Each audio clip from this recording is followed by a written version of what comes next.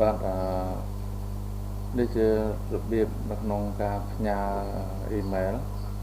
តាមរយៈ Gmail បាទអញ្ចឹងក្រោយពីយើង login ឈ្មោះរបស់យើងហើយ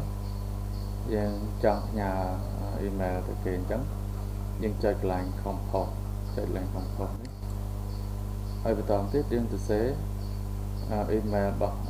អ្នកដែលយើងចង់ផ្ញើទៅឧទាហរណ៍ខ្ញុំ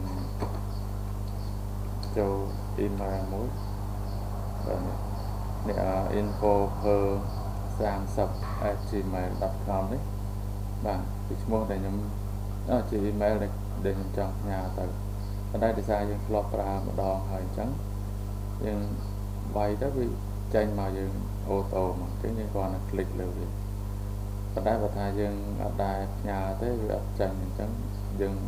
សរសេរតឡប់ចប់លក្ខខណ្ឌអញ្ចឹងបាទគឺយើងคลิกលើវាហើយក្នុងនេះបើសិនជាយើងចង់បញ្ចូលប្រមាណអ្នកទៀតអាហ្នឹងយើងសរសេរបន្ថែមក្នុងទៀតឧទាហរណ៍ទៅនេះIT Smart ហ្នឹងអញ្ចឹងមានន័យថាមួយអ៊ីមែលហ្នឹងយើងអាចផ្ញើទៅមិនដឹងបានដែរក៏បានដែរយើងសេបន្តអញ្ចឹងបាទពេលនេះខ្ញុំផ្ញើតែមួយអញ្ចឹងខ្ញុំស្វែងចោលsubject នេះយើងនិយាយពីគោលម្ដងដែលយើងផ្ញើទៅគឺថាយើងផ្ញើទៅសម្រាប់កិច្ចការគេមិនសិនពីយើងនិយាយថាប្រាក់ខែយើងសេជាខ្មែរក៏បានសេជាអង់គ្លេសក៏បានចឹងយើងសរសេរថា salary ជាប្រាក់ខែហើយក្នុងនេះយើងអាចសរសេរជាអត្ថបទឬក៏ជាអក្សរសតបាទយើងសរសេររៀបរាប់និយាយទៅវាជាលក្ខណៈសម្បត្តិវាយើងចង់រៀបរាប់វាសរចឹងទៅ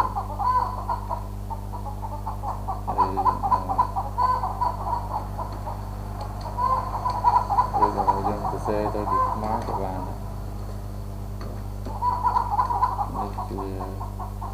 លិខិត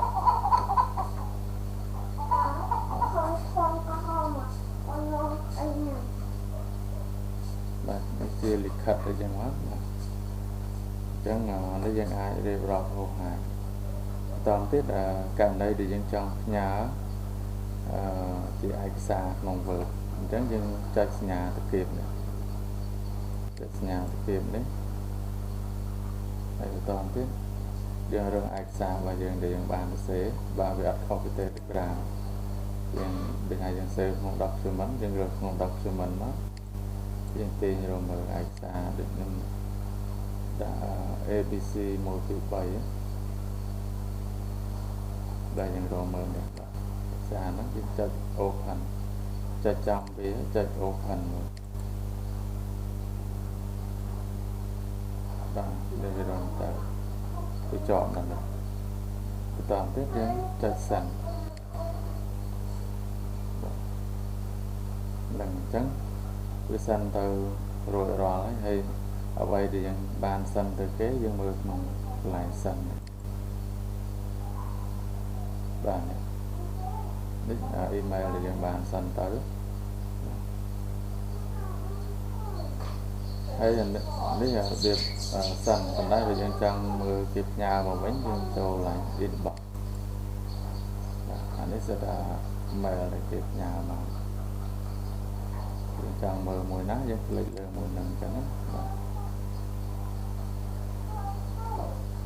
ហ្នឹងអញ្ចឹងនេះជារបៀបផ្ញើហើយនឹងរបៀបមើល email បាទ